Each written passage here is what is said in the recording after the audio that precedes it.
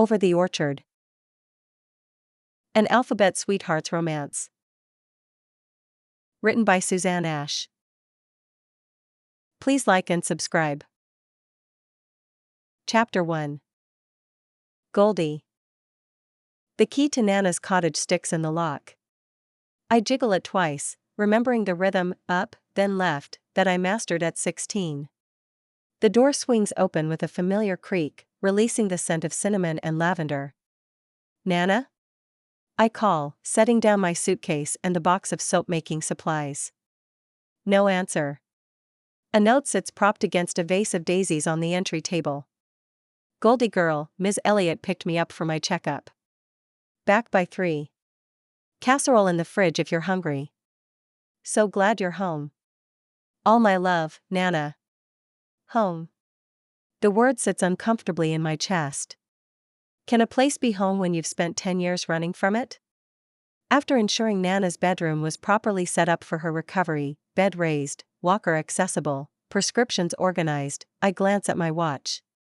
Still an hour before she's due back, and the walls of the cottage already feel like they're closing in with memories. Might as well get it over with, I murmur, grabbing my sample case of soaps. Highland Orchard sits at the edge of town, its rolling hills dotted with apple trees that have watched over Juniper Falls for generations. As I pull into the gravel parking lot, my heart pounds against my ribs. This wasn't just any orchard to me. This was where I spent every summer from 12 to 18. Where I picked apples and dreamed and fell in. I cut the thought off before it can fully form. You're a businesswoman now, Goldie. Act like it. The market barn looks bigger than I remember, with its weathered red siding and white trim. New signs advertise fresh produce, baked goods, and local crafts. Just inside the entrance, the familiar scent of apples and honey hits me like a physical force. For a moment, I'm 18 again, running barefoot down these aisles, laughing as calloused fingers catch mine between the apple barrels. Can I help you? The voice pulls me back. Mrs. Abernathy stands behind the counter, squinting before her eyes widen in recognition. Marigold Lane? Well, I'll be. Is that really you? I manage a smile. Hi, Mrs. Abernathy. It's good to see you. She comes around the counter, enveloping me in a hug that smells of cinnamon and apple butter. Look at you, all grown up. We heard you're back to help Eleanor. How's she holding up after that surgery? She's doing well. Stubborn as ever. I steer toward business. Actually, I was hoping to talk to you about something. I open my sample case, revealing neat rows of handcrafted soaps. I've started making artisanal soaps, and I was wondering if I could set up a small display here. Temporarily, while I'm in town. Mrs. Abernathy picks up a bar labeled Apple Blossom and Honey, turning it over in her weathered hands. Oh honey, these are just beautiful. And that scent? It takes me right back to apple blossom time. Her eyes crinkle. When did you learn to make these? About 3 years ago. I was working in marketing in Charlotte and needed a creative outlet. I don't mention the breakup that drove me to this craft. How many varieties do you have? 12 standard scents, with seasonal specials. I point to several bars with different designs. The harvest spice is popular in fall, and this wildflower honey one has been a bestseller at the farmers markets in Charlotte.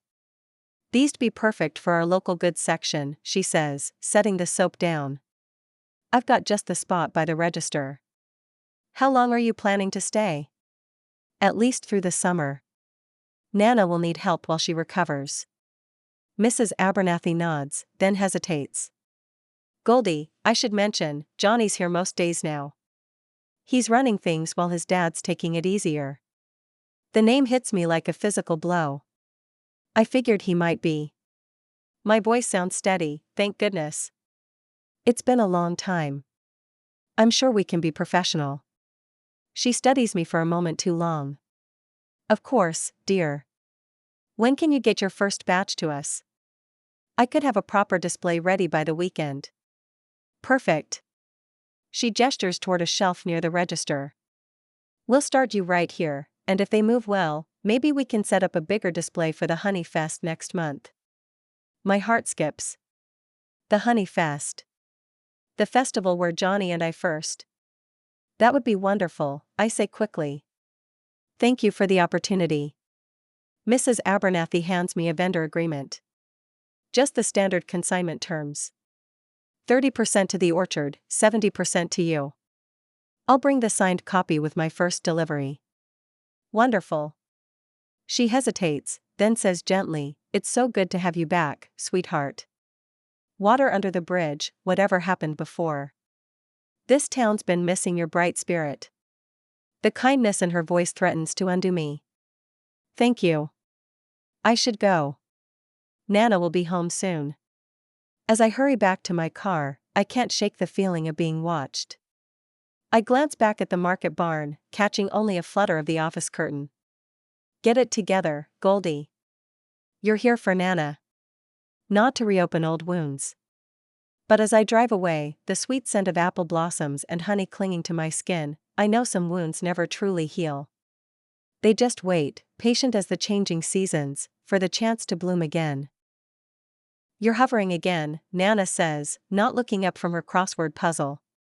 7 letters for return to a former condition. Starts with R. Restore, I answer automatically, fluffing the pillow behind her for the 3rd time. And I'm not hovering. I'm taking care of you. Her laugh turns into a soft cough. That's what we're calling it now. You've rearranged my pill bottles 4 times. I sink onto the ottoman beside her recliner. I just want to make sure you have everything you need. What I need is for you to stop treating me like I'm made of glass. She sets down her puzzle book. I had a knee replacement, Goldie girl, not open heart surgery. I know. I fidget with the throw blanket. I wasn't here when it happened. Nana's hand finds mine. You're here now. That's what matters. She studies my face. Though I suspect you might need some air. The fridge is nearly empty, and we're out of my tea. I could run to the store. Make us a proper dinner tonight? That sounds lovely. She squeezes my hand. And while you're out, maybe pick up some of those chicken pot pies from the copper kettle for lunch. Sarah's are the best in the county. Still setting me up with errands to keep me busy, just like when I was 16. I smile. Any other requests? Just some peace from your fussing. Her eyes twinkle. And pick up something with chocolate.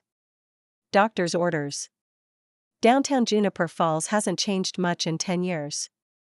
The same brick storefronts line Main Street, though a few names have changed. Novel Sips is new, and the old hardware store is now some kind of artisan marketplace. But the heart of it, the gazebo in the town square, the flower baskets hanging from every lamppost, remains exactly as I remember. After the grocery store, I head to the copper kettle. The bell chimes as I enter, and the familiar scent of coffee and home cooking wraps around me like a hug. Well, I'll be. Sarah Peterson comes around the counter with her arms outstretched. If it isn't Marigold Lane, back from the big city. I return her hug. Hi, Sarah. The place looks great. We did some updates a few years back. Even got fancy and added avocado toast to the menu. She winks. What brings you home? Staying long? Here for the summer to help Nana recover from her surgery. I keep my tone light. And I'm hoping to do a little business while I'm here. I make handcrafted soaps now. Is that right? Well, bring me some samples. We sell local goods by the register. She gestures to a display. What can I get you today? 2 of your chicken pot pies to go, please. Nana specifically requested them. Coming right up. Coffee while you wait? On the house, of course. That would be amazing. Thanks, Sarah. It's the least I can do to welcome you back. As she bustles off, I scan the diner. The lunch rush hasn't started yet, leaving just a few tables occupied. And in the back corner sits the one person I'd hoped to avoid. Jonny Abernathy hunches over paperwork, a mug of coffee at his elbow. He looks older, naturally. The boyish softness has sharpened into defined angles. He's all strong jaw, straight nose, and cheekbones that catch the light. His sandy hair is shorter than he used to wear it. He looks up, and our eyes lock across the diner. For one suspended moment, neither of us moves. I see the recognition hit him. The widening of his eyes, the slight parting of his lips. Then his expression shudders, closing off completely. I raise my hand in an awkward little wave. After a painful pause, he gives a curt nod. Sarah returns with my coffee. Pot pies will be ready in about 5 minutes. How's Eleanor doing? She's tough. Already trying to do too much. I take a sip of coffee to steady myself, then make what is possibly the worst decision of my day. Instead of staying at the counter, I walk over to Johnny's table when Sarah heads back to the kitchen. "Hi," I say, hating how breathy my voice sounds. He looks up at me fully now, and the coolness in those green eyes nearly makes me step back. "Hello. I stopped by the orchard earlier," I forge ahead, desperate to fill the awkward silence. "Talked to your mom about possibly selling my soaps there." "So I heard." He takes a sip of his coffee, eyes never leaving mine. They're the same shade of green the first remember, like sunlight through new leaves, but there's no warmth in them now. I'm focusing on natural ingredients, locally sourced. Wildflower honey, lavender. Scents inspired by the mountains. Sounds quaint. The slight emphasis on the last word stings. Tourist season's picking up. You might do well.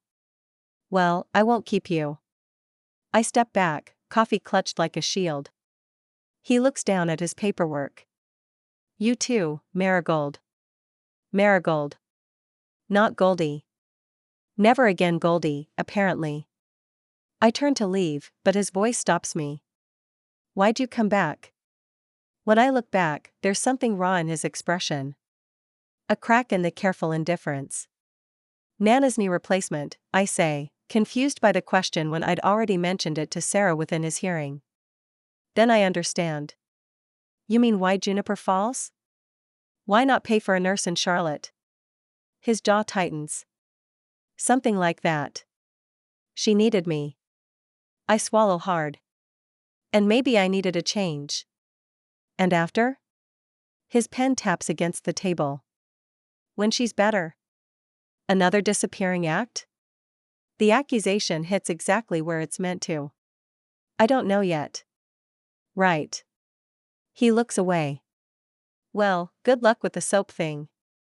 I'm sure you'll do fine until something better comes along. The double meaning isn't lost on me. I want to defend myself, to tell him he has it all wrong. That I wasn't the one who walked away first. But the words stick in my throat. Goodbye, Jonny. I manage a smile that feels like broken glass. Sarah calls out that my order is ready as I make my way back to the counter. I pay, thank her, and leave with the warm bag of pot pies, eager to escape the weight of green eyes on my back.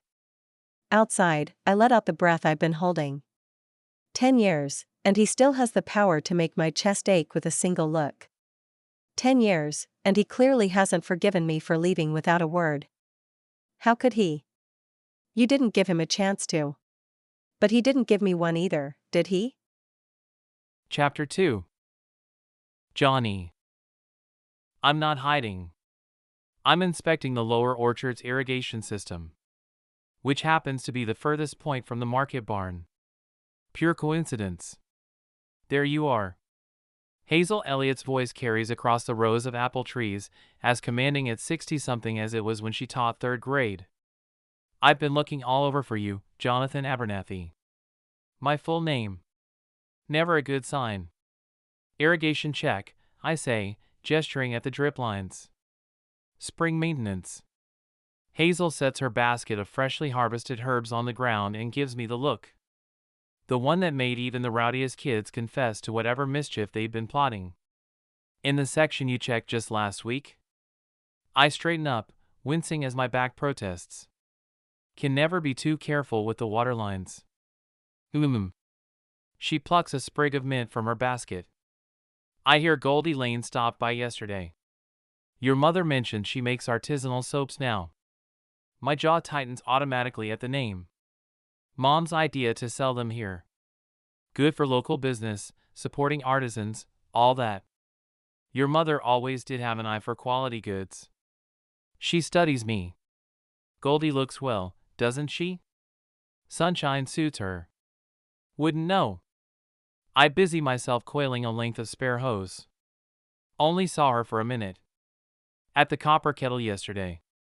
When I look up sharply, she shrugs. Small town, remember? Sarah mentioned you two had a chat. Wasn't much of a chat.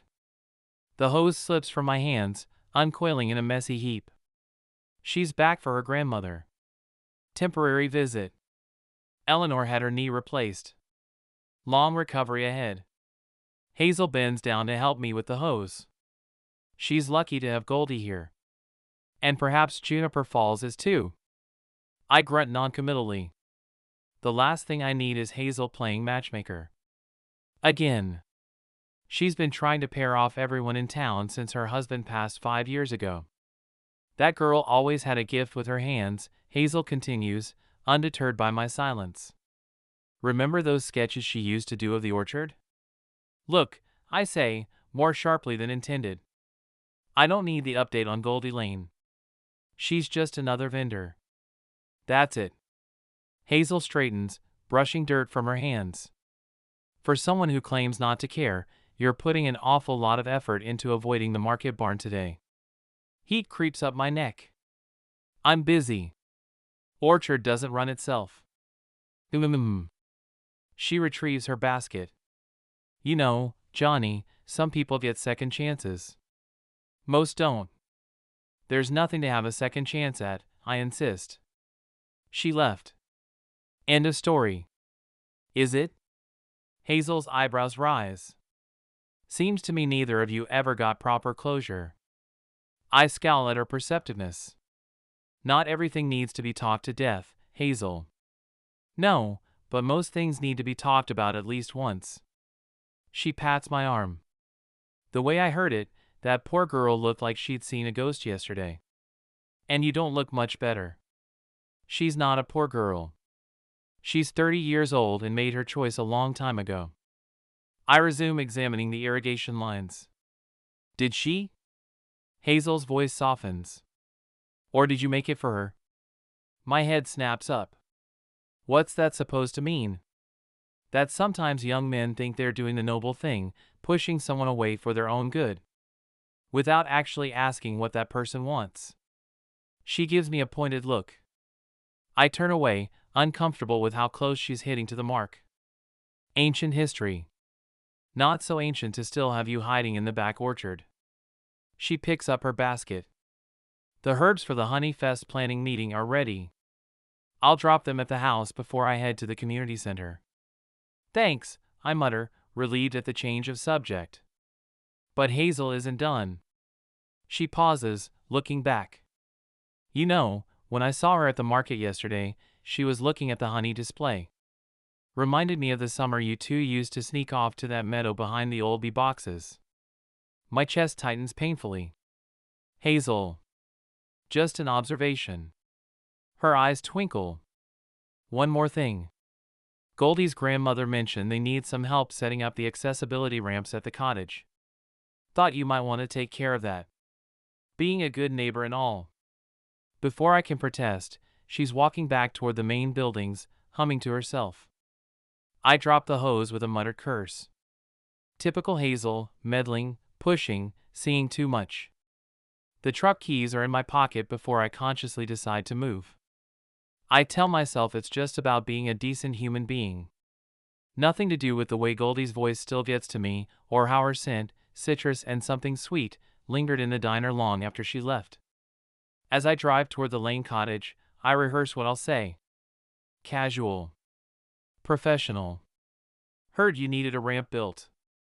Here to help, Eleanor. Now I've thought about you every day for 10 years. I park a little ways down from the cottage, needing a moment to steel myself. Through the front window, I can see Goldie moving around, golden curls catching the sunlight.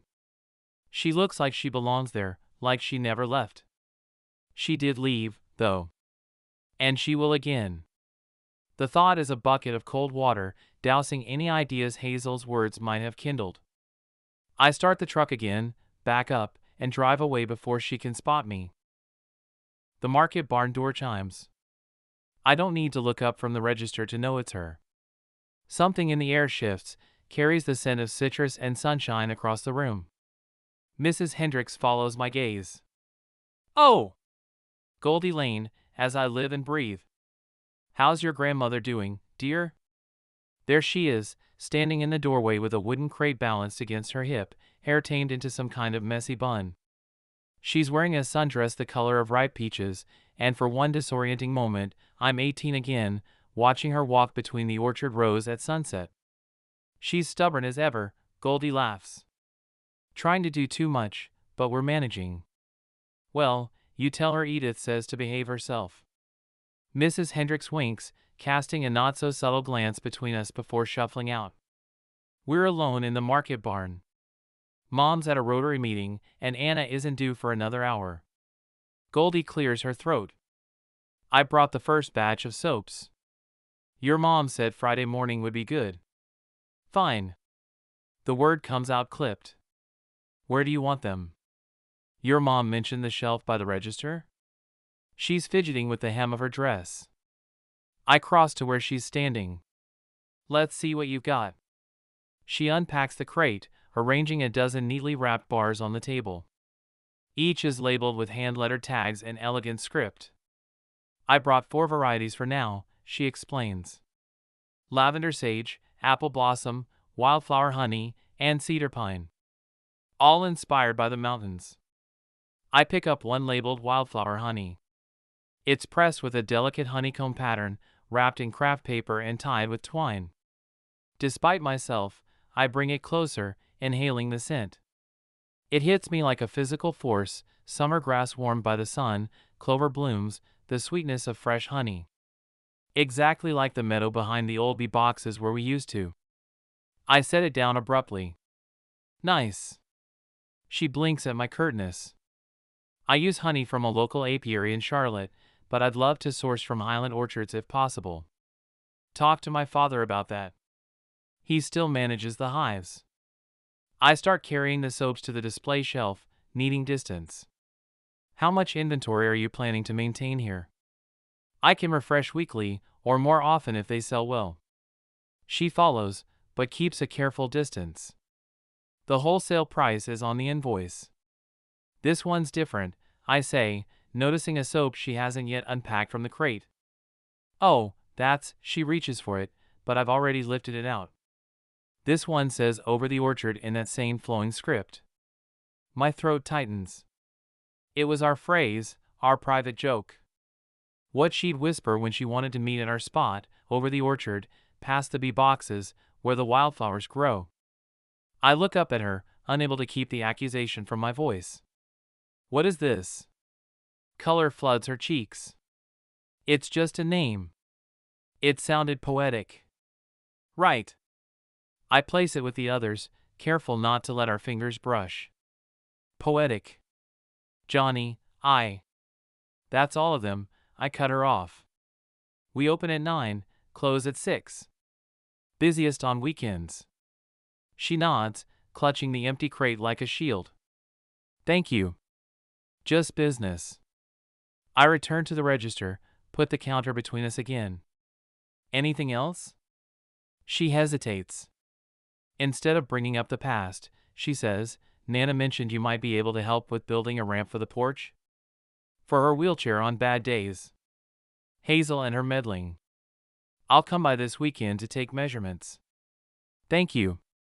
She offers a small smile, the first real one I've seen since she returned. It does something dangerous to my chest. 6 hours later, I'm locking up when I notice something odd. The soap shelf is nearly empty. Only 2 bars remain, a cedar pine and a lavender sage. All the Over the Orchard bars are gone. Anna appears at my elbow, counting out her till. Those new soaps were a hit. Everyone was asking who made them. When I said it was Goldie Lane, back in town for the summer, they couldn't grab them fast enough. All sold in one day? I can't keep the surprise from my voice. Well, Anna says with a sly smile, it might have helped that I mentioned they were your favorite. You what? She shrugs, unrepentant. Mrs. Peterson asked which one I recommended, and I said you couldn't stop sniffing the over the orchard one. After that, everyone wanted it. Great! By tomorrow, the entire town will be talking about how Johnny Abernathy is mooning over Goldie Lane soap like some lovesick teenager. Chapter 3. Goldie. I'm not avoiding him, I tell Nana's cat, who stares at me with clear skepticism as I reorganize my soap-making supplies. I'm strategically planning my orchard visits when he's least likely to be there. Felix blinks slowly, unimpressed. It's been a week since I dropped off the soaps at Highland Orchards. A week since Johnny held that bar with our private phrase on the label and looked at me like I'd stolen something from him. And 3 days since Mrs. Abernathy called to say they'd sold out and needed more. Especially the over-the-orchard variety. I haven't been back yet. I've been busy. The doorbell rings. I wipe my hands and open the front door, expecting Nana's physical therapist. Instead, I find Hazel Elliott on the porch, a wicker basket tucked under one arm. Good morning, Goldie. She beams. I brought Eleanor some of my chamomile tea blend. Perfect for after physical therapy sessions. That's thoughtful, thank you. I lead her to the sunroom where Nana is resting. Nana brightens when we enter. Hazel. What brings you by? Chamomile tea and ulterior motives, Hazel admits cheerfully, settling into a chair. I'm recruiting volunteers for the Summer Honey Fest preparations. My stomach does a little flip. The Honey Fest. The orchard celebration of midsummer, honey harvest, and early fruits. Where Johnny and I first. Goldie would be happy to help, Nana says, interrupting my thoughts. Wouldn't you, dear? You used to love the Honey Fest. Before I can formulate an excuse, Hazel pounces. Perfect. We need someone with an artistic eye to help decorate the cider barn. It's going to be the center of the festival this year. We'll have local vendor displays, honey tasting, and live music in the evening. I don't know if Your soaps are flying off the shelves, Hazel continues. Caused quite a stir in town. Everyone's talking about the girl who came home and brought her golden touch with her. I fidget with my shirt. When do you need help? Tomorrow morning. 9 o'clock. Hazel takes a sip of tea. We'll provide all the supplies. Fresh wildflowers, ribbons, fairy lights.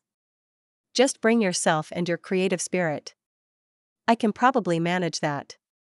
I try to sound casual. Who else will be there? Oh, just a small crew. Hazel's innocent tone doesn't fool me. Johnny will be overseeing things, of course. It's his cider barn.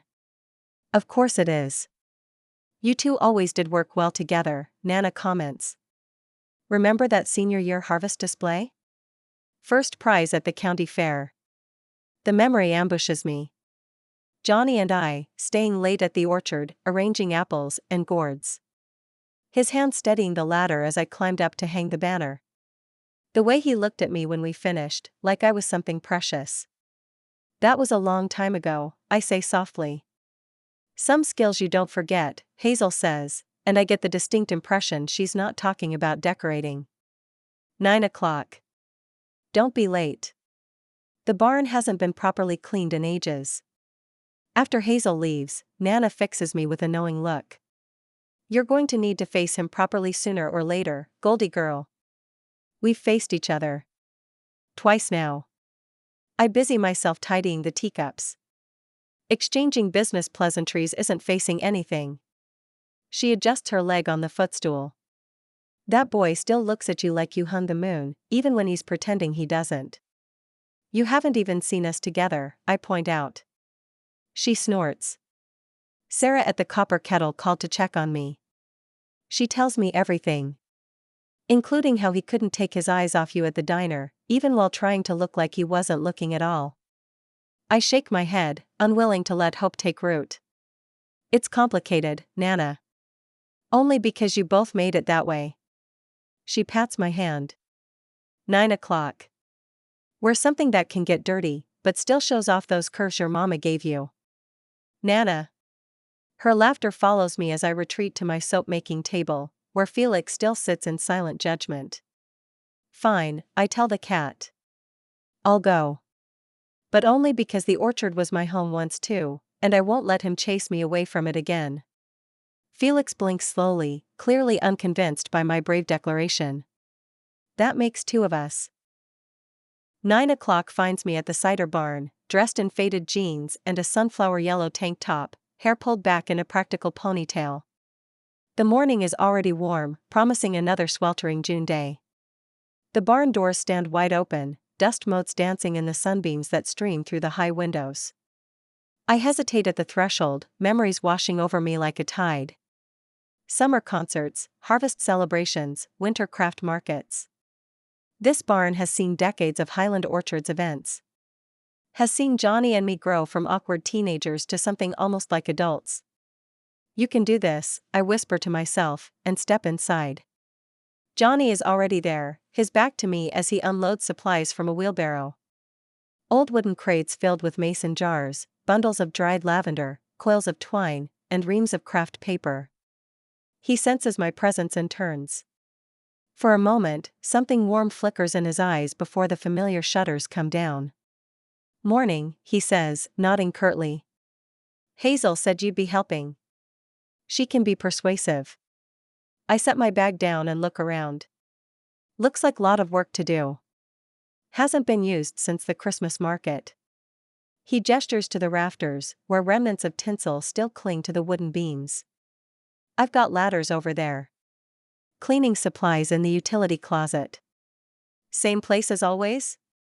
I ask before I can stop myself. His eyes meet mine briefly. Nothing's changed. But everything has, and we both know it.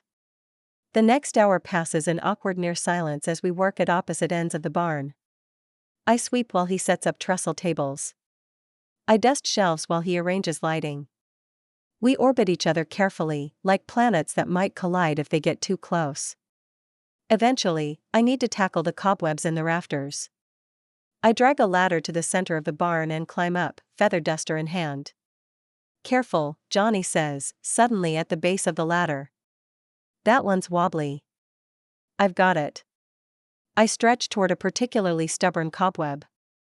The ladder shifts slightly beneath me, and I grab the nearest rafter to steady myself.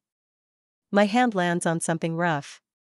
I squint at the dark wood in the dim light. A heart. Crude but unmistakable, carved into the heavy beam. Inside, 2 sets of initials, JA plus GL. I freeze, fingertips tracing the familiar shape. 10 years haven't smoothed the edges. 10 years haven't erased this small, secret declaration that once meant everything. You okay up there? Jonny calls, and I realize I've been still too long. Fine, I manage. Found something. I don't know why I say it. What's that? He sounds wary. Initials. In a heart. I keep my voice light, casual. Looks like someone was feeling romantic in the cider barn once upon a time. I glance down to find him staring up at me, his face unreadable. Then, slowly, he climbs the ladder until he's just below me, close enough that I can smell the familiar scent of pine and apples that always clings to him. Let me see. His voice is rough. I shift to the side, allowing him to rise one more rung until we're almost eye level, both balanced precariously on the old wooden ladder. His arm brushes mine as he reaches past me to touch the carving. 18th birthday, he says quietly. You wore that blue dress with the little flowers. My breath catches. You carved it while I was getting a cider. Dad would have killed me if he knew I was defacing a 200-year-old beam. A ghost of a smile touches his lips. Worth the risk though. For a heartbeat, we're not 30-year-olds weighed down by a decade of misunderstandings. We're just Jonny and Goldie, young and impossibly in love, with all the time in the world ahead of us. Then his expression closes again. He starts to climb down. Ancient history now. Something in me snaps. Why do you keep saying that? He pauses, looking up at me. Because it's true. No, it's easier. I descend the ladder after him, anger building with each step. Easier than actually talking about what happened. What's to talk about? His voice hardens. You left. End of story. That's not what happened and you know it. My hands ball into fists at my sides. You pushed me away for weeks before I left. Wouldn't talk to me, wouldn't even look at me. So that justifies disappearing without a word? Leaving me standing at lookout point like some kind of fool? The pain in his voice is raw, unexpected. I blink, confused. What are you talking about? You never showed up that night. I waited for an hour. That's not, he stops, shakes his head. Doesn't matter now. What's done is done. It does matter, I insist, stepping closer. You're the one who pulled away first, Jonny. You're the one who decided what we had wasn't worth fighting for. His jaw tightens. You don't know anything about what I decided. Because you never told me. My voice rises, echoing in the empty barn. You froze me out. And then acted surprised when I finally left. Is that what you tell yourself? He laughs, a harsh sound with no humor in it. That I made you leave? That you had no choice but to run away without even saying goodbye? I heard you, Jonny. The words spill out before I can stop them. That day at Jackson's graduation party. I heard what you said to him about us. He stills, confusion crossing his face. What are you talking about? You were trying to figure out how to let me down easy. That we weren't right for each other. Goldie, that's not. I know what I heard. I wasn't about to stick around to get dumped in front of everyone. He stares at me, shock written across his features. I didn't. I never would. Don't lie to me. Not now. I grab my bag from the floor, suddenly desperate to escape. This was a mistake. I shouldn't have come back. Goldie, wait. But I'm already pushing past him, out of the barn and into the blinding sunlight, tears burning behind my eyes. I don't stop until I reach my car, hands shaking as I fumble with the keys. Above me, carved into a wooden beam no one ever sees, our initials remain inside a heart that once promised forever. Unchanged, untouched by time. Unlike the two people who put them there.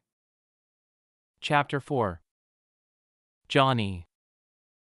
The jar of first press honey sits on my truck's passenger seat like an accusation. I've driven past Nana Lane's cottage 3 times already, each time telling myself I'm just on my way somewhere else. It's been 2 days since the cider barn. 2 days since Goldie stormed out. 2 days of her words echoing in my head. I heard what you said to him about us. But I never said those things. The 4th time around, I finally pull into the gravel driveway. New is the half-finished wheelchair ramp jutting from the side of the porch, lumber stack nearby. I grab the honey jar and force myself out of the truck before I can change my mind. Goldie answers on the second knock, surprise washing over her face. She's wearing an apron dusted with soap ingredients, hair twisted up in a messy knot. Jonny. Her voice is carefully neutral. What are you doing here? I hold out the jar like some kind of shield. First press of the season. For your grandmother. She looks at the jar, then back at me. You could have left it at the market. I know. I shift my weight. I thought we should. You want to talk. It's not a question. I nod, relieved she's filled in the blank. She studies me for a long moment, then steps back. Nana's napping. But I just made tea. The house smells like lavender and something citrusy. I follow her to the kitchen, careful not to bump the furniture in the narrow hallway. Have a seat. She gestures to the small kitchen table while she pours tea into mismatched mugs. Honey? No, thanks. I set the jar down. This is for you. Both of you. She nods, bringing the mugs over and sitting across from me.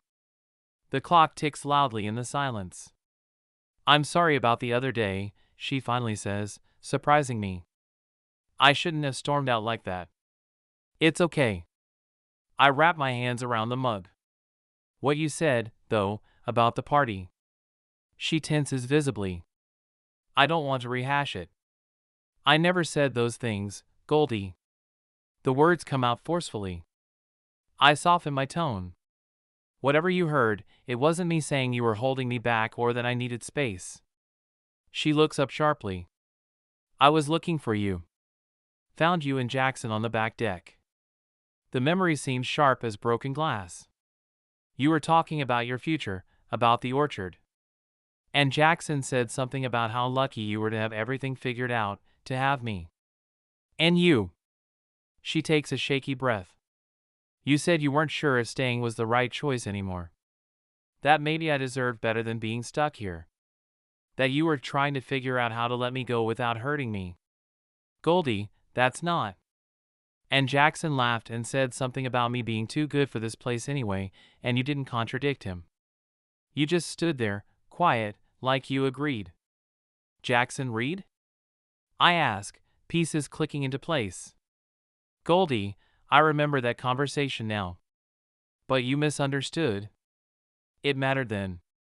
Her voice is quiet. It's why I left. The admission hangs between us. All these years, I thought she'd just found something better. I thought you left because you got that scholarship, I say carefully. Because you wanted something bigger than this town. She shakes her head slowly. The scholarship came the same day I overheard you. It felt like a sign. An escape hatch. From me? Her eyes meet mine, and the pain there makes my chest tight. From loving someone who didn't want me anymore. I always wanted you. The words slip out before I can stop them. She blinks, surprised. You pushed me away. For weeks, you barely looked at me. I looked down at my tea. I was scared. Of what? Of holding you back. The irony isn't lost on me. The very thing she thought she heard me say. You were so talented. Everyone knew you were meant for bigger things. I thought if I made it easier for you to go, you wouldn't resent me later for keeping you here. She sits back, stunned.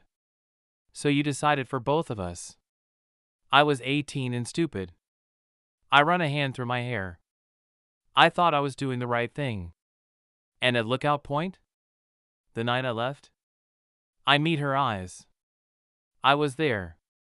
9 o'clock, like we'd planned. I waited until midnight. Confusion clouds her face. That's not possible. I was there at 8. Waited an hour. We stare at each other, a decade of misunderstanding cracking open between us. 8 o'clock was our usual time, she says slowly. But you said 9? I think back, trying to remember. When I called your house that afternoon, your grandmother said you weren't home. I left a message asking you to meet me an hour later than usual because I had to help Dad with the evening harvest crew first. Her face goes pale. I never got that message. Nana must have forgotten to tell you. The pieces click into place with sickening clarity. So you went at our regular time, thinking I'd stood you up. And you went at 9, thinking I'd left without saying goodbye. She shakes her head, a bitter laugh escaping. 10 years of hurt over a missed message. Quite a pair, aren't we? My throat feels tight. The sound of movement from down the hall breaks the moment. Goldie glances toward the hallway, then back at me, something complicated crossing her face. That's Nana, she says softly. She probably doesn't even remember not giving me the message. It was 10 years ago, and she was dealing with a lot then. I nod, understanding. It doesn't matter now. What matters is that we both showed up. We both tried. I should go check on her. She stands, and I can see she needs time to process everything we just uncovered.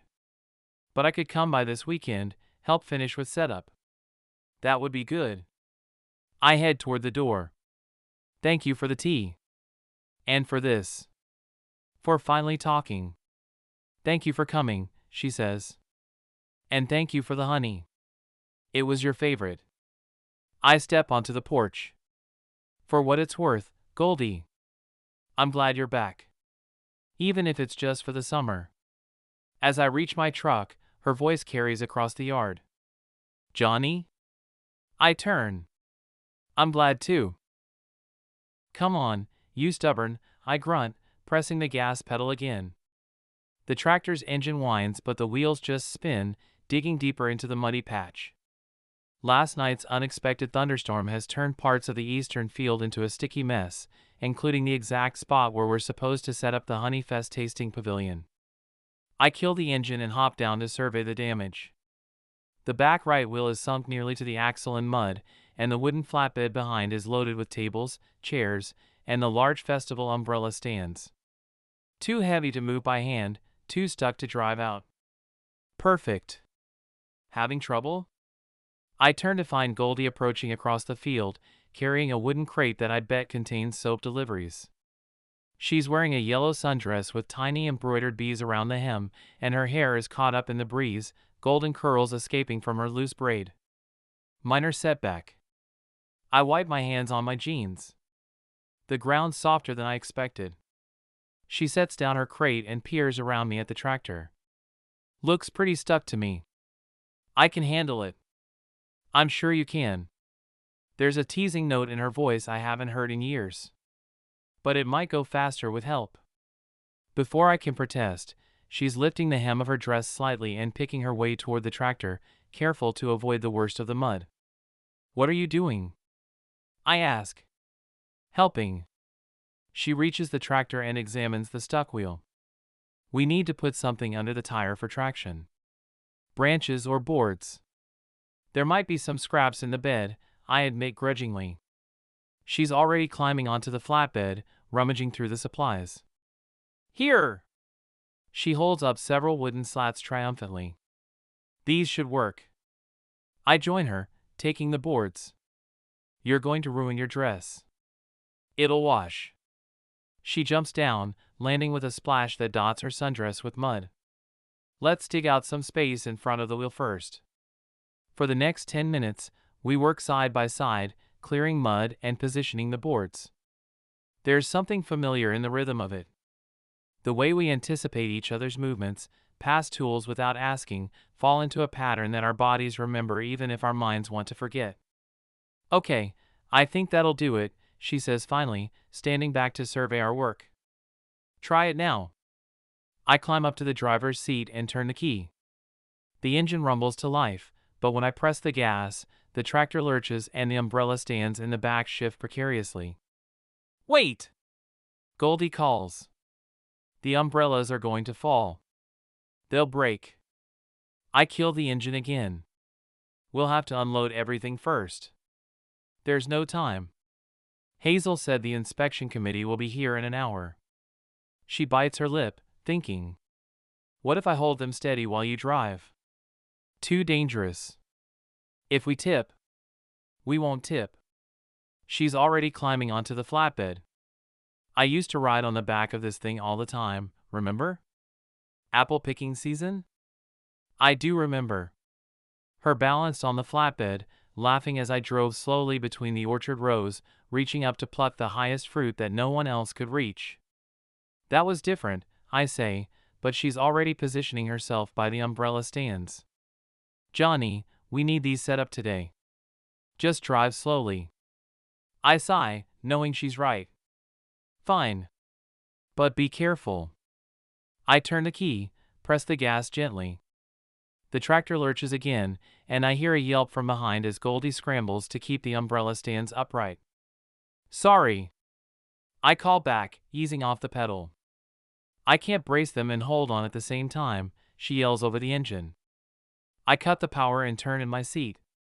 This isn't going to work. She frowns, determination in her eyes. What about, she stops, looks at the umbrellas, then at me. What if I sit with you? I can hold the umbrellas from the front if we angle them right. There's barely room for one in the seat. We'll make it work.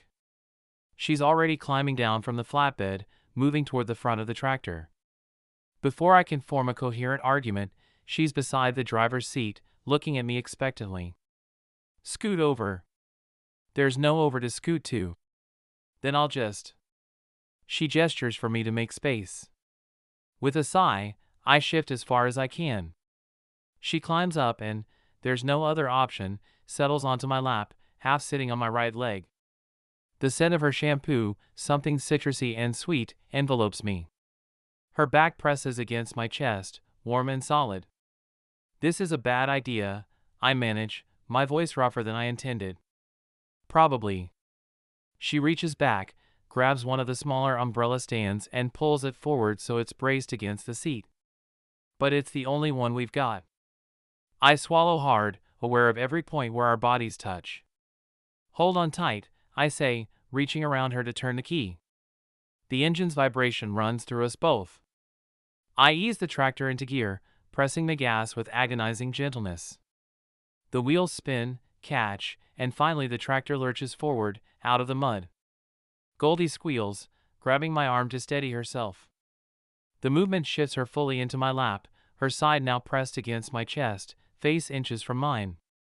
Sorry, she whispers, but doesn't move away. I should tell her it's okay. Should focus on driving the tractor to solid ground. Instead, I find myself staring at her, at the light dusting of freckles across her nose that summer always brings out, at the curve of her lips as they part slightly in surprise. Jonny? Her voice is soft, questioning. My eyes drop to her mouth. Her breath catches. For a suspended moment, the world narrows to just this.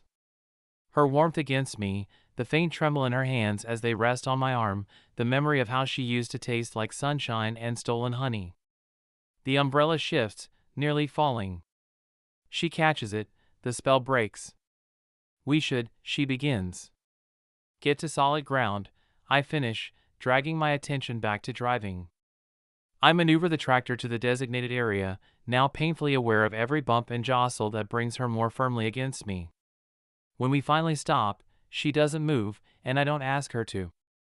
We made it, she says, still holding the umbrellas. We did.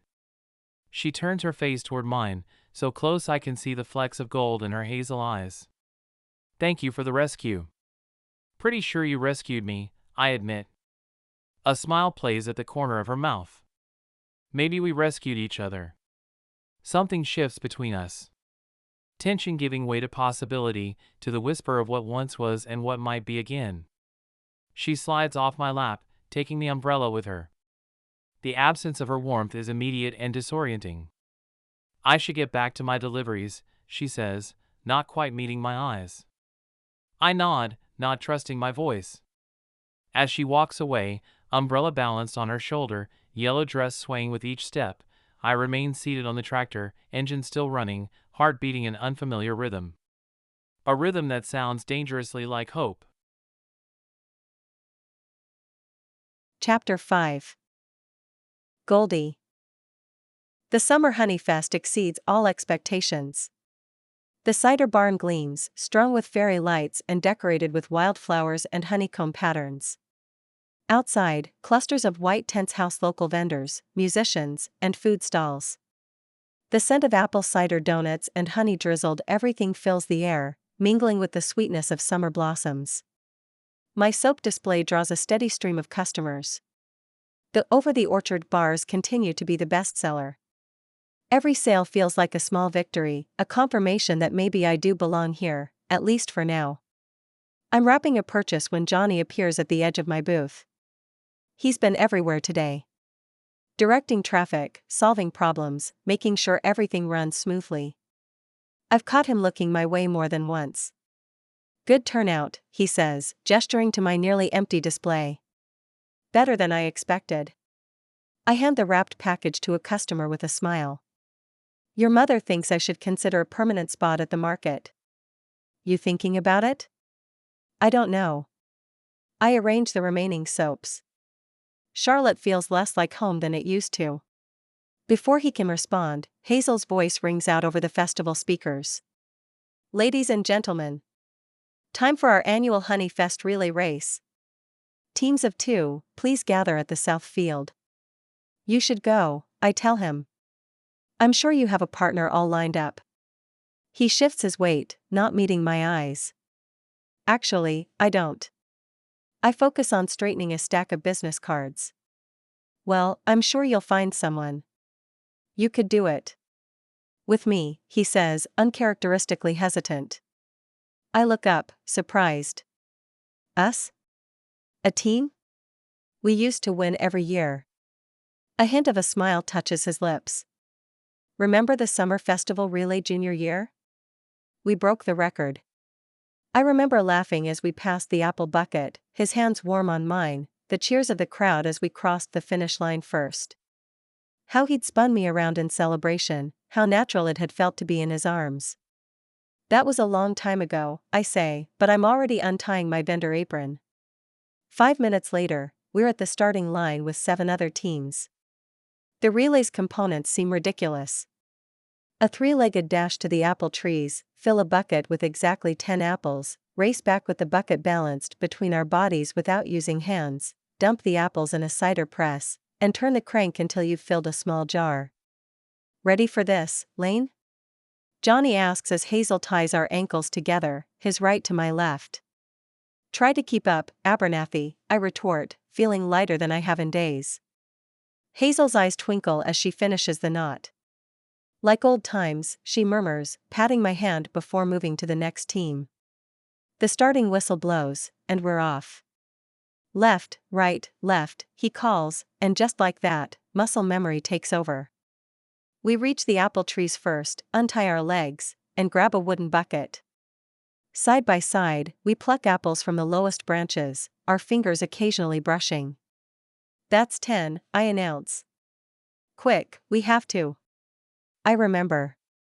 He positions the bucket between us, our bodies close enough that I can feel the heat radiating from him. We press the bucket between our chests, unable to use our hands, forced to work together. On 3, he says, his voice low.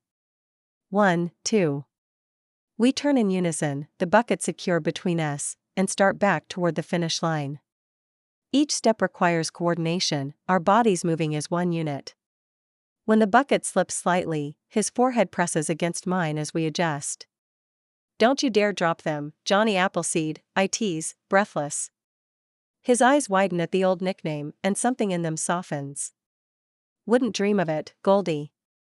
We make it to the cider press just ahead of Chase and Nina, dumping our apples with a triumphant cheer. Jonny mans the crank while I position the collection jar, our movements synchronized as if we'd practiced for weeks instead of improvising on the spot. Almost there, he encourages as golden juice begins to flow. His shoulder presses against mine, steady and strong. A little more, I urge, watching the jar fill. With a final turn of the crank, we fill the jar to the line. I cap it and raise it high, Jonny's hand coming up to steady mine, his fingers wrapping around my wrist. The crowd cheers, Hazel loudest of all. We did it. I laugh, turning to him. His smile takes my breath away. We always did make a good team, he says softly. Around us, the other contestants finish their relays. Hazel announces us as the winners. Someone hands us a blue ribbon and a jar of special reserve honey. But all I can focus on is the warmth of Jonny's hand on mine, the way our fingers have somehow become intertwined. When he finally lets go, I feel the absence like a physical thing. But something has changed between us. A shift as subtle and significant as the first honey flow of summer. I should get back to my booth, I say, not moving. Yeah. He nods, also staying put. I should check on the music setup. Hazel appears at my elbow, breaking the moment. You two were marvelous. Just like riding a bicycle, isn't it? Some things you never forget. She hands us each a commemorative Honey Fest mug, winks at me, and disappears into the crowd before either of us can respond. Jonny shakes his head, a reluctant smile tugging at his lips. That woman never gives up, does she? Never has, I agree, clutching my mug. Especially when she thinks she's right. His eyes meet mine again, serious now. And is she? Right? I don't know, I answer honestly. But today was nice. The smile that breaks across his face is like sunrise after a storm. It really was. The festival winds down just after sundown, vendors packing up by the glow of string lights. My booth has completely sold out, leaving me both elated and exhausted. As I fold my display tablecloth, Jonny appears beside me, hands in his pockets. "Congratulations clearing your inventory," he says, helping me collapse the portable shelf. "Mom says it's a first for a new vendor." "Thanks. I'll need to make another batch tonight if I want to restock for tomorrow." "You should celebrate instead," he suggests, taking the heavier box from my hands. "You've earned it." Our fingers brush as he lifts the box, sending the same electric current through me that I felt during the relay race. I pull back, tucking a strand of hair behind my ear. "Some of us don't have the staff to open the market tomorrow," I tease. "True." He loads the box into my car, then hesitates. "It's getting dark. I could walk you home. Make sure you get back safe." The offer hangs between us.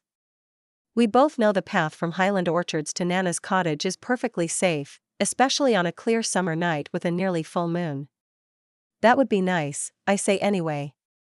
The moonlight filters through the apple leaves, casting dappled shadows across the worn dirt path. Crickets chirp around us, and somewhere in the distance, an owl calls. "Remember the summer we put up those little fairy doors on all the old trees?" I ask, breaking the comfortable silence. He chuckles. "Little Tommy was convinced actual fairies lived here." "They might have." I glance up at him. "Your dad was so mad." "Until tourists started coming specifically to see the fairy trail," he counters. "Then suddenly it was marketing genius." We laugh together, the sound carrying through the quiet orchard. It feels good, natural in a way few things have since I returned. The path narrows as we approach the creek, forcing us to walk closer together. His arm brushes mine occasionally, each contact a small spark. "I called you Johnny Appleseed today," I say suddenly. "During the race." He nods, a smile playing at the corner of his mouth. "You did." "I didn't mean to. It slipped out." "I didn't mind." His voice is low, thoughtful. "No? You used to pretend it annoyed you." Keyword being pretended, he admits. "I never really minded. Not when it was you saying it." We stop at the small wooden bridge that crosses the creek, the spot where we used to meet in the summers. The water bubbles quietly beneath us, its gentle music a backdrop to the night sounds. "Why did you never tell me that?" I ask, turning to face him. The moonlight catches his profile, highlighting the strong line of his jaw, softening the edges of the man he's become. For a moment, I can see the boy I fell in love with, the one who carved our initials into barn rafters and whispered promises under apple blossoms. "I guess I thought you knew," he says finally. "You always saw through me, Goldie. Even when I didn't want you to." "Not always," I whisper. "Not at the end." He turns toward me fully now, close enough that I can smell the familiar scent of him. Applewood and clean cotton and something spicy that's uniquely Jonny. Maybe we were both blind when it mattered most. I don't know who moves first. One moment we're standing apart, the next his hand is cupping my cheek, his thumb tracing a gentle arc across my skin. My breath catches as he leans in. He hesitates, giving me time to pull away. Instead, I lift my face to his. The first touch of his lips is feather-light, almost questioning. My eyes flutter closed as he kisses me again, more certain this time. His lips are warm and soft, slightly chapped from the day in the sun. I taste the faintest hint of cider, sweet and tangy. My hands find their way to his chest, feeling the strong, steady beat of his heart beneath my palm. He makes a sound deep in his throat when my fingers curl into the fabric of his shirt, pulling him closer. The kiss deepens, his arm slipping around my waist, cradling me against him. The rough texture of his palm as it slides along my bare arm sends shivers across my skin, goosebumps rising despite the warm night air. I'm overwhelmed by sensation. The gentle pressure of his mouth moving against mine, the woodsy scent of him surrounding me, the chorus of night insects blending with the sound of our breathing. Time seems to stretch and compress. Has it been seconds? Minutes? I'm lost in the feel of him, in the rightness of being in his arms again after so long. My entire body hums with an awareness I haven't felt in years. The sudden flick of Nana's porch light breaks the spell. We're closer to the cottage than I realized, the back porch clearly visible through the trees. Jonny pulls away first, his breathing uneven. His hands linger at my waist for a moment before he steps back, putting space between us. Just like that, the shutters come down. His expression shifts from open and vulnerable to carefully neutral, as if he's just remembered all the reasons this is a bad idea. Someone's waiting up for you, he says, nodding toward the cottage. His voice is rougher than usual, the only sign that he's affected by what just happened.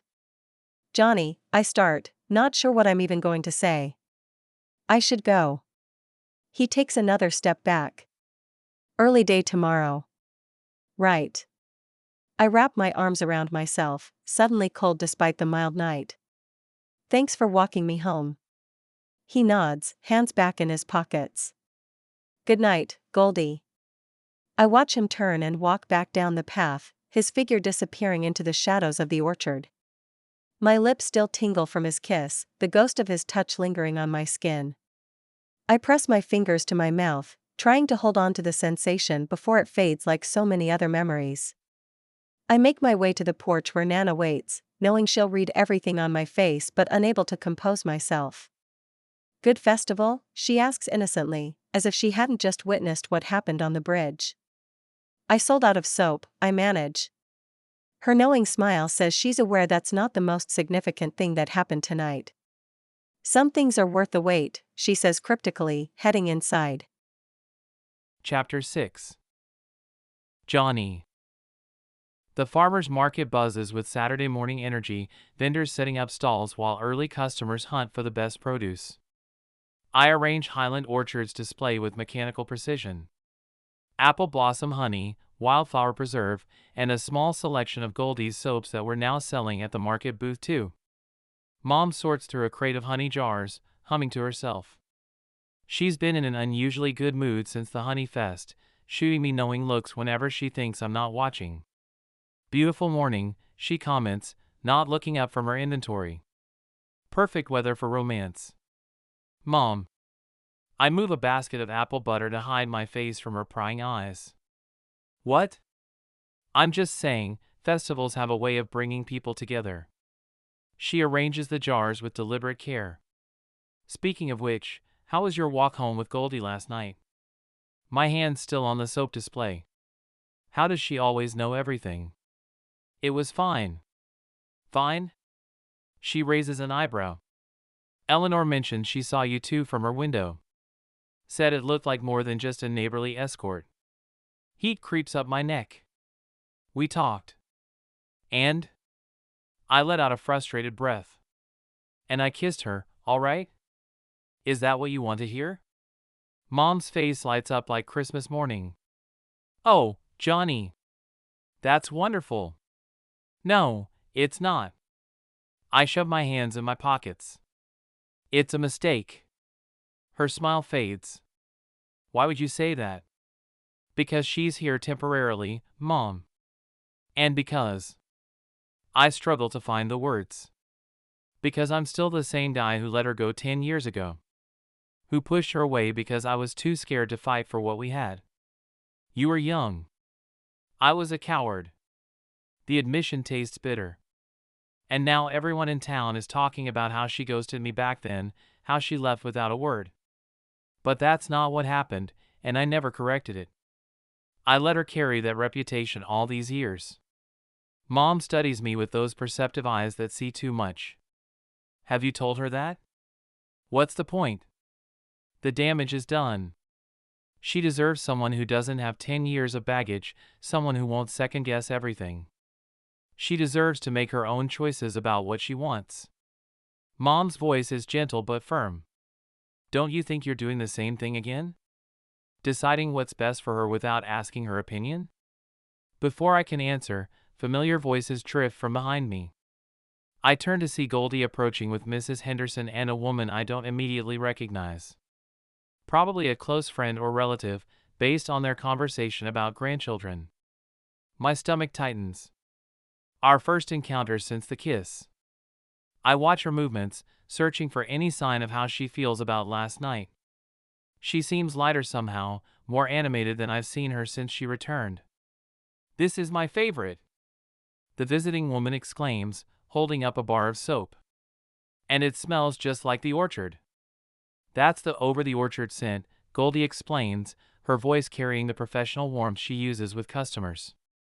"It's actually inspired by a specific meadow on the Highland Orchards property." "Oh, how romantic." Mrs. Henderson clasps her hands together, giving the visitor a meaningful look. "You know, that soap girl used to date the orchard guy, didn't she?" She glances directly at me with a knowing smile. "Is it true you two were high school sweethearts?" Most romantic thing this town's seen in years.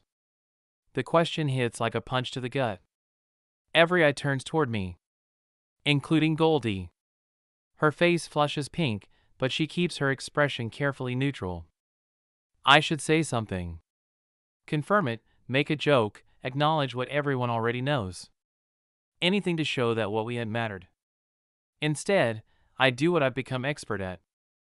I shrug and turn away, busying myself with rearranging apples that don't need rearranging. The silence stretches too long. Mom jumps in with practiced ease. "Would you ladies like to try some of our honey? We have several varieties." The women, sensing the awkwardness, allow themselves to be distracted. But I feel Goldie's eyes on my back. Can practically hear the hurt in the way she excuses herself from the group. When I finally look up, she's gone. "Smooth," Mom says under her breath. "Really handled that well." I close my eyes. "I'll fix it." "You'd better." It takes me 20 minutes to extricate myself from the market booth, leaving Mom to handle the increasingly curious customers. I find Goldie's car in the parking area, but she's not there. A hunch sends me walking toward the small park adjacent to the market grounds. She's sitting on a bench under an old oak tree, knees drawn up, staring at the creek that winds through the place. Her shoulders have that set to them that I remember from high school. The way she closed herself off when hurt. "Goldie." I approach carefully, like she might bolt. She doesn't look at me. "Shouldn't you be at your booth? Selling honey and avoiding uncomfortable questions?" I sit beside her, leaving space between us but close enough that I can see the shimmer of unshed tears in her eyes. "I'm sorry." "For what, exactly? For kissing me last night? Or for acting like I don't exist when someone mentions our past?" "Both." "Neither." I run a hand through my hair. "That's specific." Her voice is flat, emotionless. "Those women, what they said, it wasn't." "Wasn't what?" "True?" She finally looks at me, and the pain there makes my chest ache. "We did date. We were high school sweethearts." What part was inaccurate? It's not that simple. It never is with you, is it?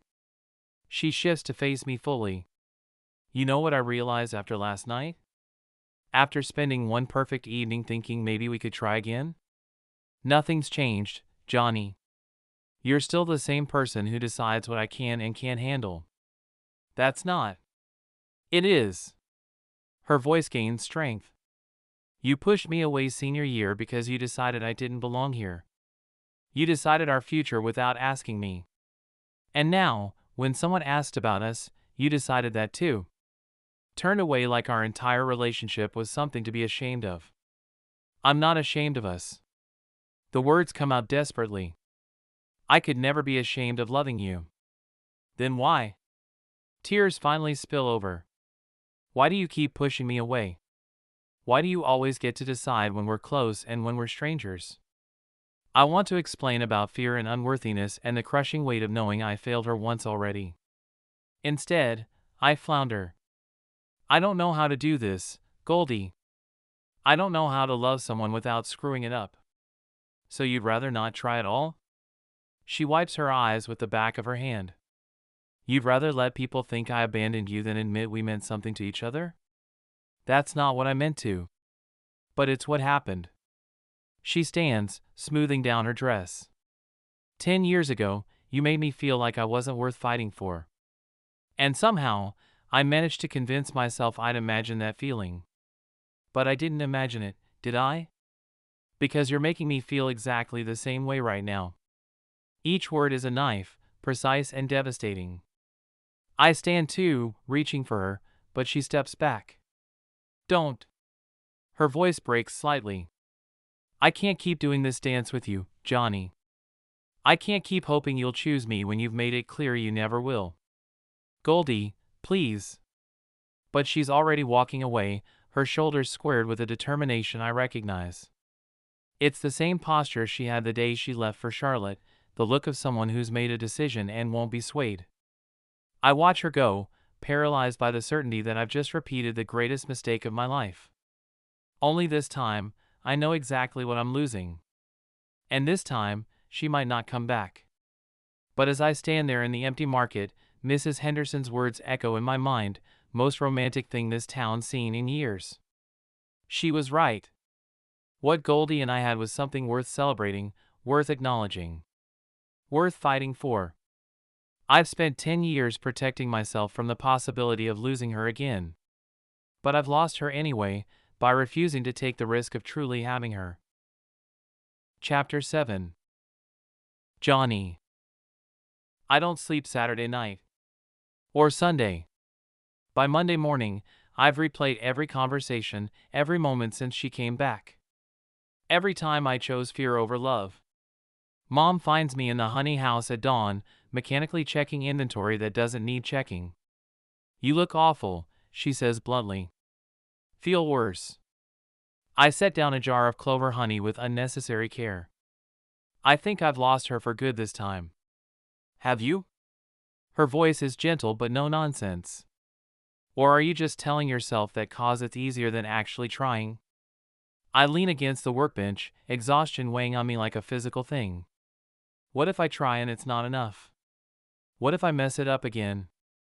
What if you don't try and spend the next 10 years kicking yourself? She moves to stand beside me. John, some things are worth the risk. Some people are worth fighting for, scared or not. The weekend picnic is in full swing. Families are scattered across the main lawn of Highland Orchards.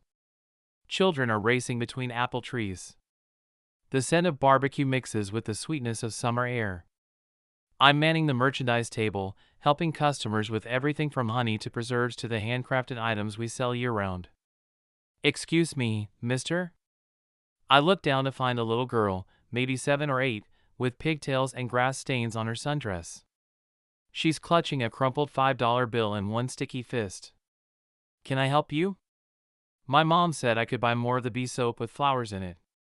She points toward our soap display. But I don't see any.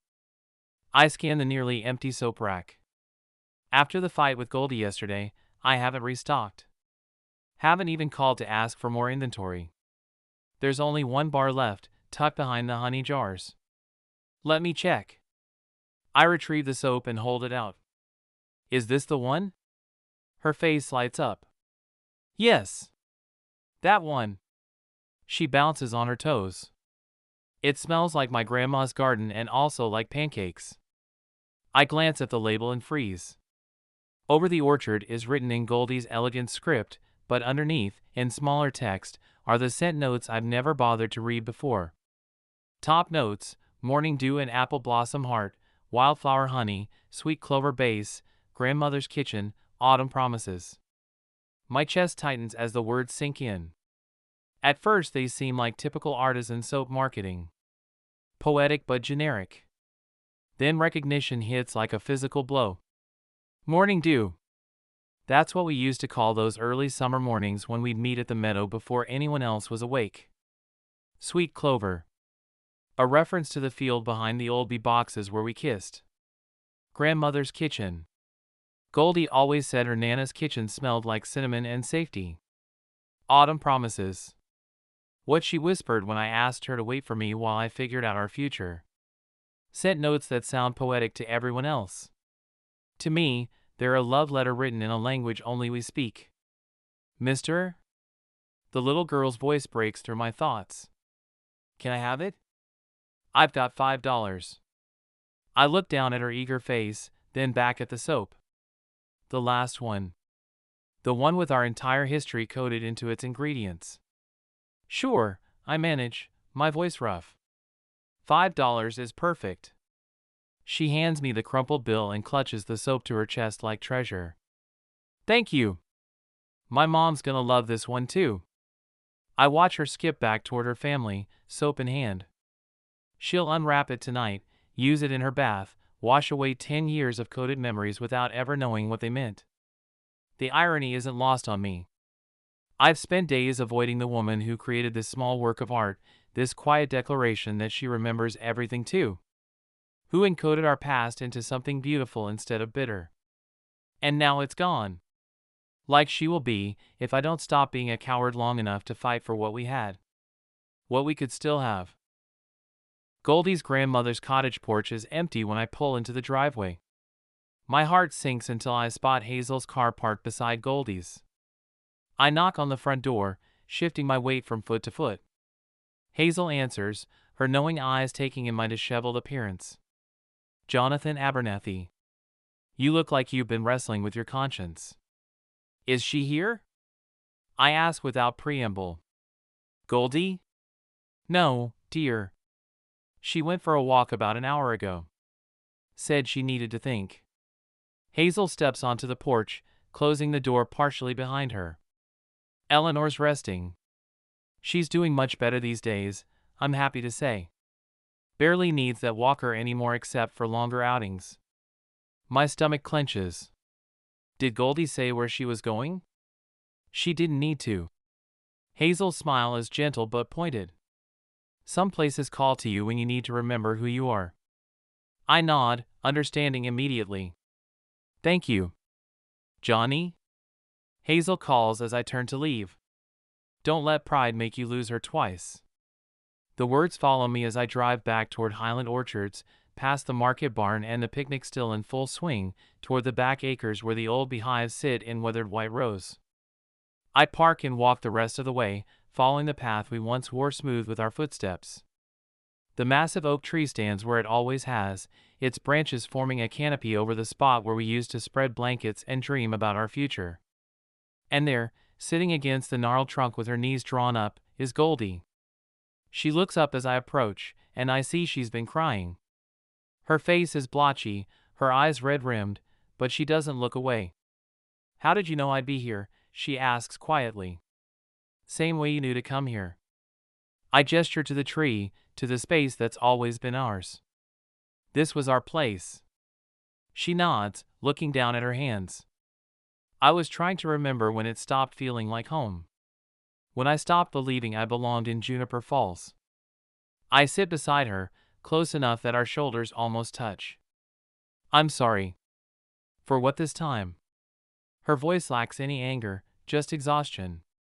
All of it. But specifically, I take a breath.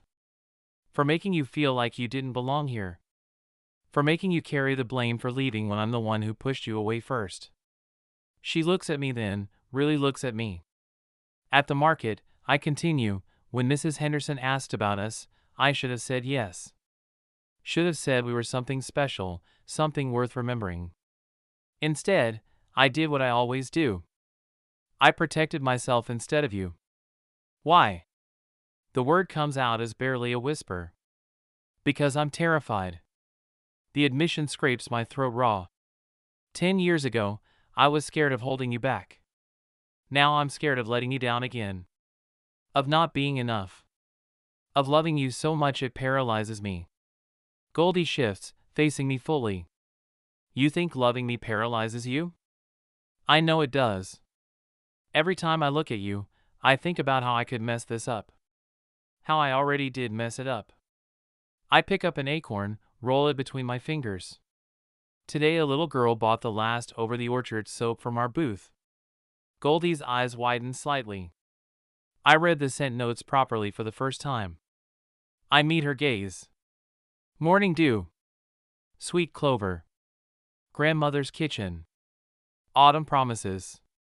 Her breath catches. You remember. I remember everything. I drop the acorn, reach for her hand. She doesn't pull away.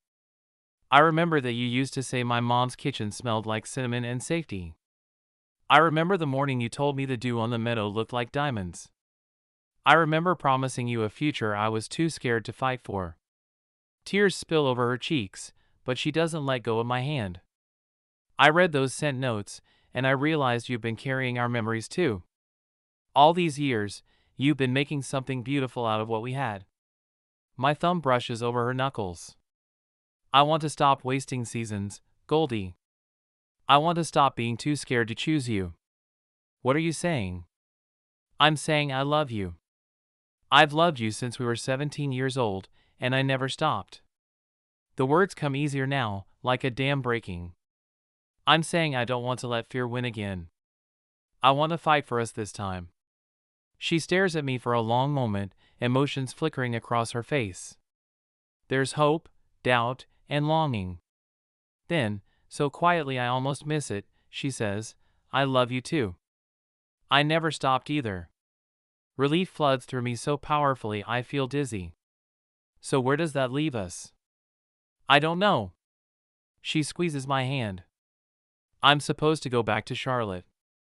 My clients, my life there. What if you didn't have to choose between there and here? What if we figured it out together this time? Together?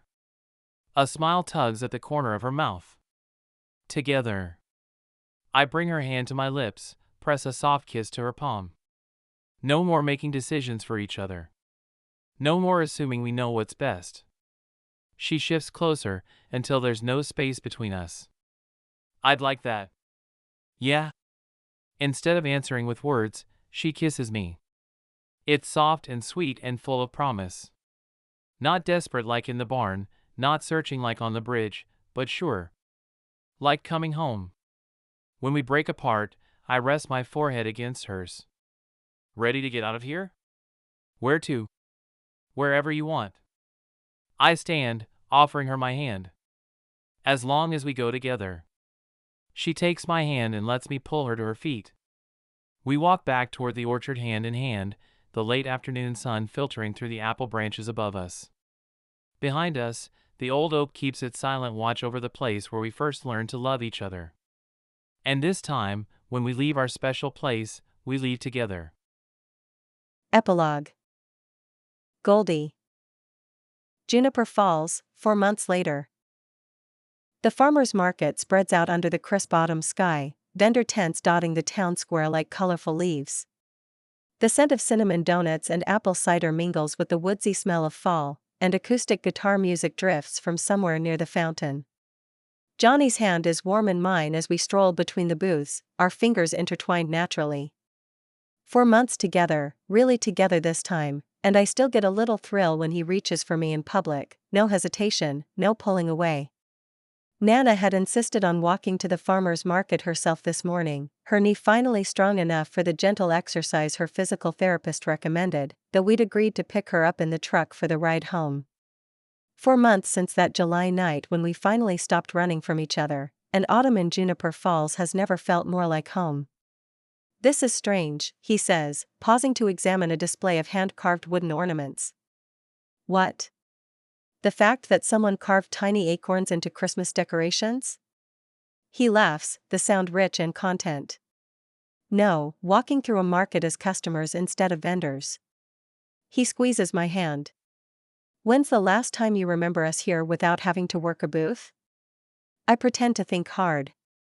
Junior year, when we snuck away from your family's stand to buy kettle corn? Exactly. He tugs me toward a booth selling artisanal candles. I forgot how nice this is. Being regular people instead of the ones making sure everything runs smoothly. Your parents were right to insist you take the week off, I say. After the success of our summer honey fest, his parents declared Highland Orchards could skip the weekly farmers market for once. You've earned it.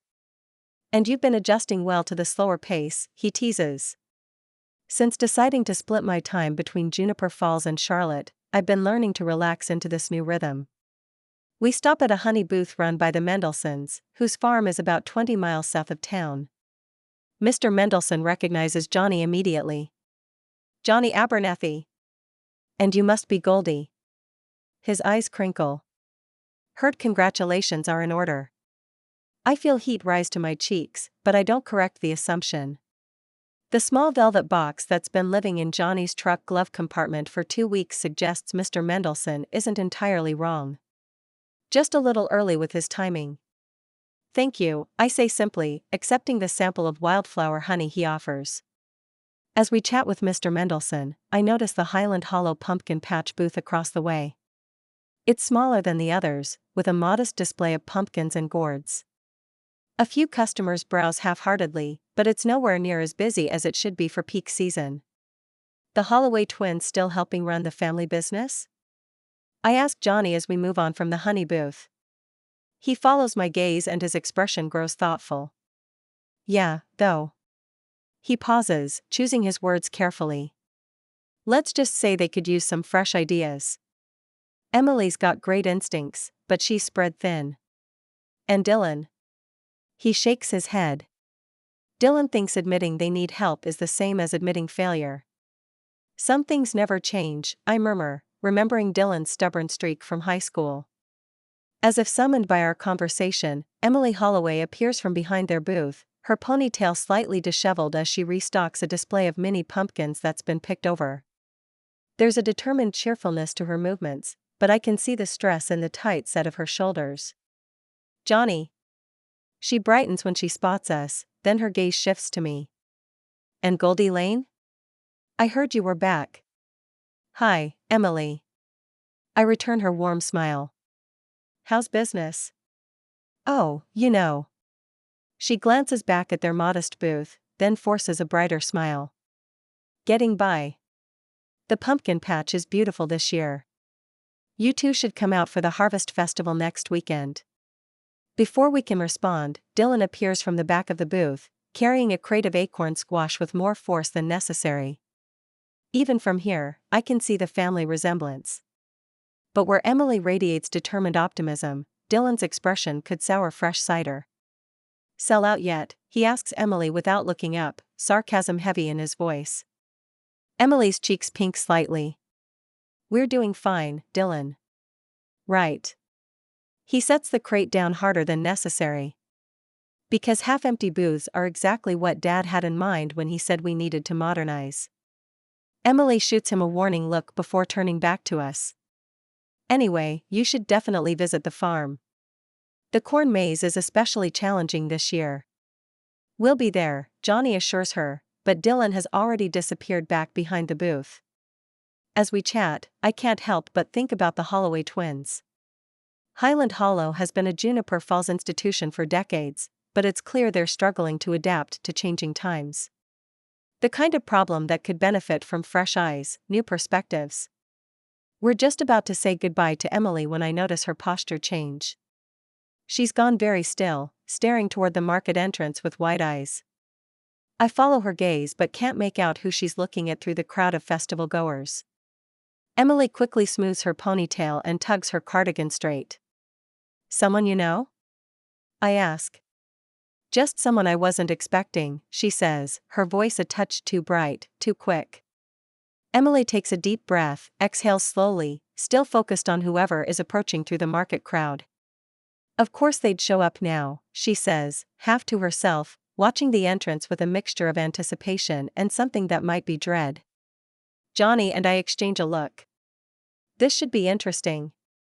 The autumn breeze carries the scent of wood smoke and fallen leaves, mixing with the sweetness of caramel apples and the warmth of sharing this perfect moment with the man I love.